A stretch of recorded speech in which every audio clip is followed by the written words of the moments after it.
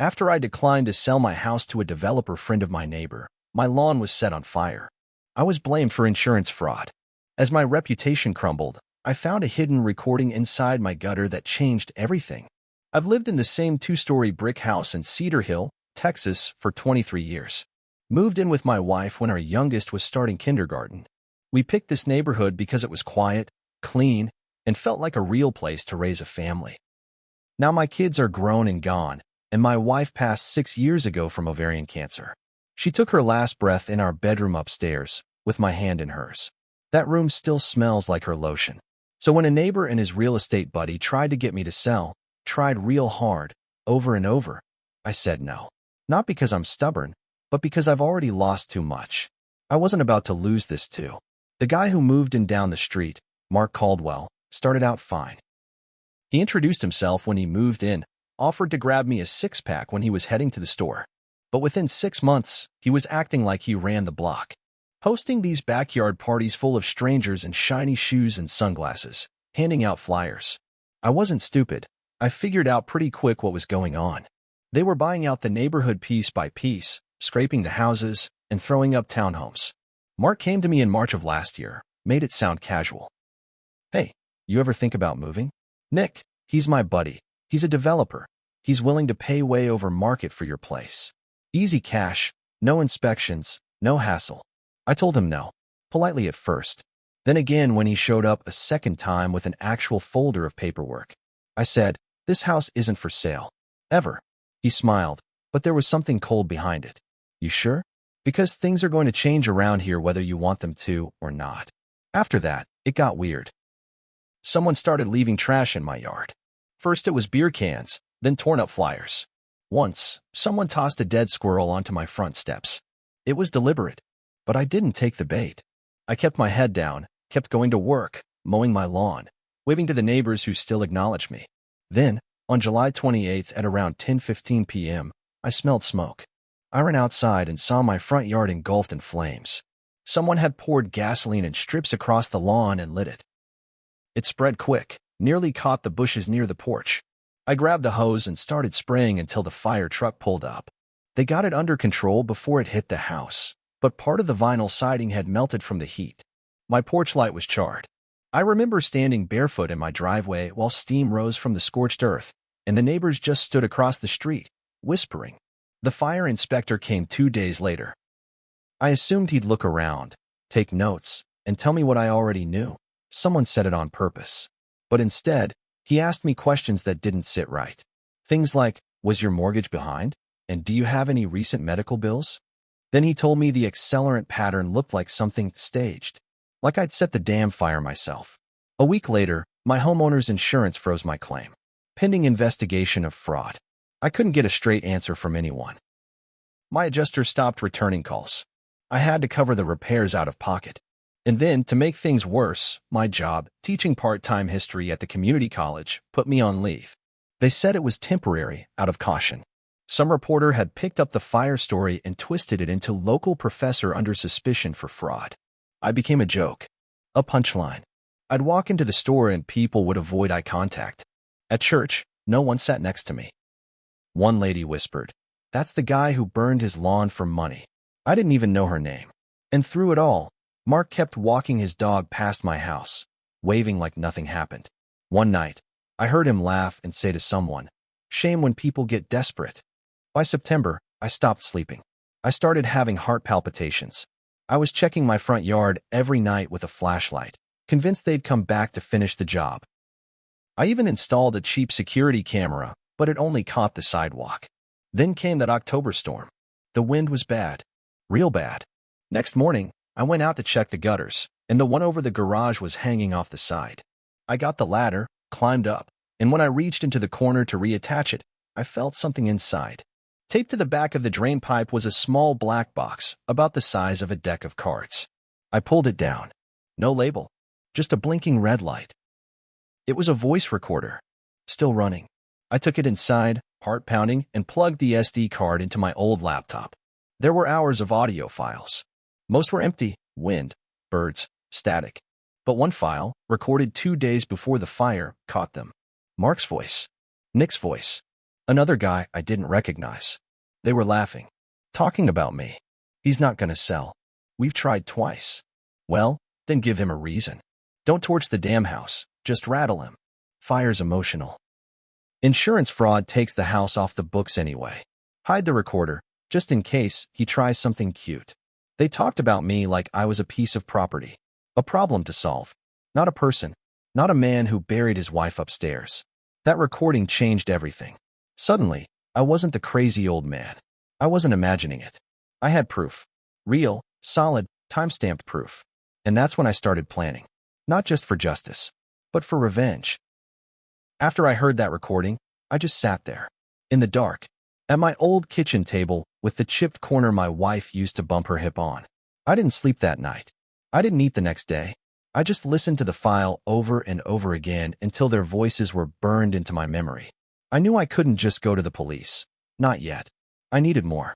I needed to tie them to what happened on my lawn. That's when I made a choice. One that went against every quiet, stay-out-of-trouble instinct I had. I started watching them.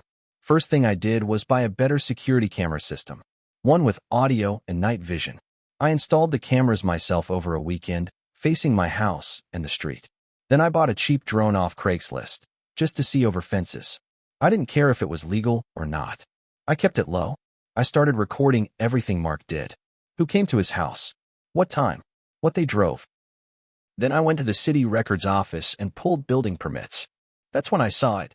Nick Deveron's company had filed permits for 3 new townhomes, directly across from my house. But the lots weren't all purchased yet. One of them was mine. They were planning like they already owned it. They'd assumed I'd either sell or get dragged out by bankruptcy and legal bills. I still hadn't told anyone about the recording. Not my daughter in San Antonio, not my pastor, no one. I knew if I moved too soon, they'd spin it. Say I doctored it. Say I planted it. So I waited. And I kept collecting. Mid-November, things escalated again. I came home from the store one night, and my side gate was open. I always latch it. Always. My gut sank.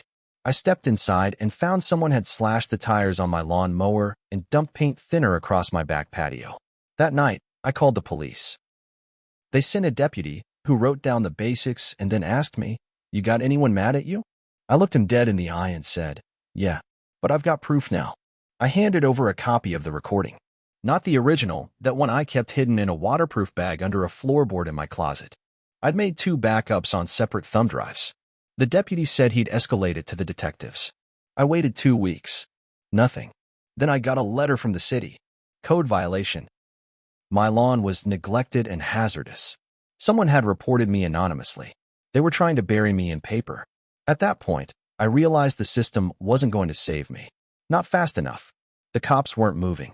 The insurance company had closed the fraud investigation but refused to pay, citing inconclusive findings. And Mark? He was walking his dog every night, nodding at me like we were neighbors. So I did something I never thought I would. I sent the recording to every neighbor on the block anonymously. No message, just a link to the file. And a list of dates. I wanted them to hear the truth. I wanted them to feel sick the way I did. 2 days later, a woman 3 houses down knocked on my door. Told me she was sorry. Said she believed me now. Said Mark had offered her cash for her place too, and when she hesitated, her mailbox got ripped out. Word spread.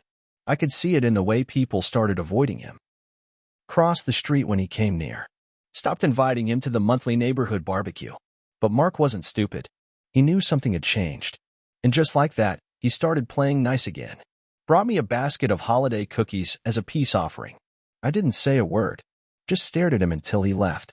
The next day, my mailbox was ripped out of the ground and smashed to pieces. That's when I stopped playing defense. And I started hitting back. After the mailbox incident, I didn't call the police. I didn't file a report.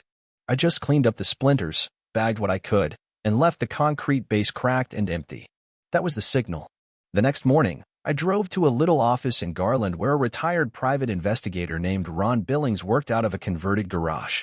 He used to teach night classes on criminal justice. We met once years ago at a veterans event. I figured if anyone knew how to dig, it'd be him. I laid it out. The fire. The slashed mower. The fake friendliness. The recording. Everything. I told him, they're trying to scare me out. I need more. I need something solid I can use in court or ruin them with publicly. Ron listened quietly, then said, "You got money for a few weeks of work?" I nodded. "Good. Because guys like this don't just want your house. They want to make you feel like nothing while they take it." 3 weeks later, Ron came back with a file. What he found hit harder than I expected. Nick Deverin wasn't just any developer. He had a suspended building license in Arizona for bribing a city inspector. His Texas company was under a shell corporation registered in Nevada. No taxes, no trace. And Mark? He wasn't just a neighbor. He was listed on the corporate papers as a strategic partner.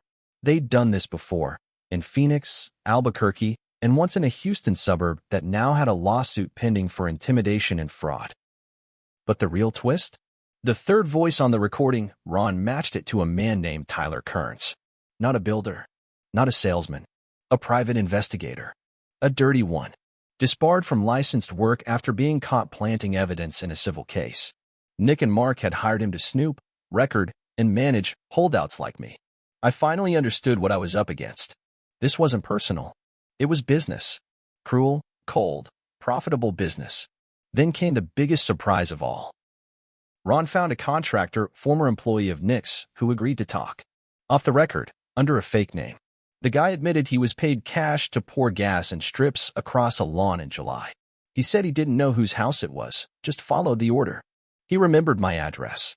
Ron recorded the conversation. We had them. But I wasn't ready to go to court just yet. Because in the middle of all this, I learned something else, something that twisted the knife deeper. My own daughter, Megan, had taken a job in Dallas 6 months ago.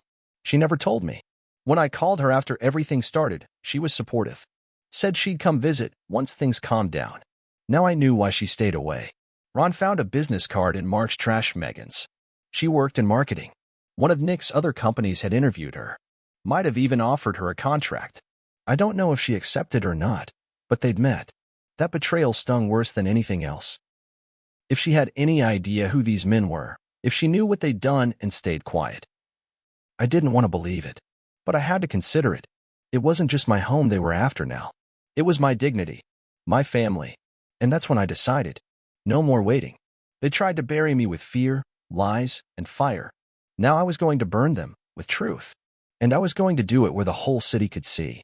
I knew I had enough to go to the police. I could have handed over everything.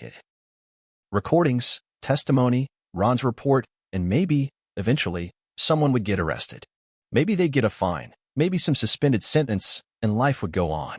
But after what they put me through, after the fire, the ruined reputation, the fear in my own home, that wasn't enough. I wanted them exposed. Publicly. Completely. So I went to the media. I contacted a local Dallas reporter named Lillian Cortez. She did investigative work, real stories, not fluff. I told her I had proof of developer corruption, intimidation, and insurance fraud, all tied to a growing housing scam right in her backyard.